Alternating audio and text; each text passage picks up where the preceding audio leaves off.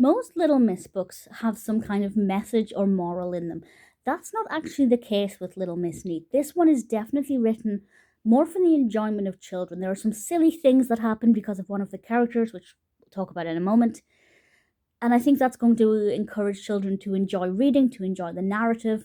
And I don't mind that at all. I don't, I'm analysing these from an adult perspective for the first time. And I prefer the ones where there's a strong moral or message. But I don't need that to be the case. This one I think is definitely going to encourage children to take a stronger interest in actual narratives. So it starts off with us being introduced to Little Miss Neat. This is the third book for reference.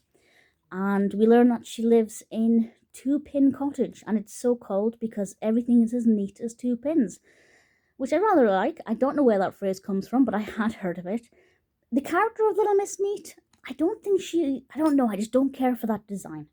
I don't like that design very much. I don't hate it, but I don't love it. But anyway, while she is on holiday, Mr. Muddle comes over. And he had actually told her he was coming over.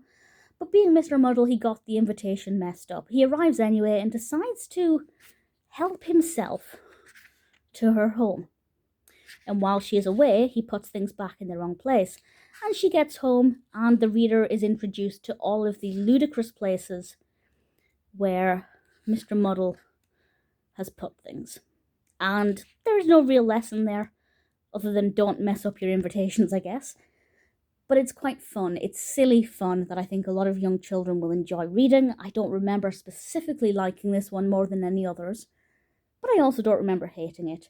It's not a personal favourite reading it now as an adult, but I can definitely see the appeal for young children, and if it encourages children to take an interest in literature, then that's a win in my book.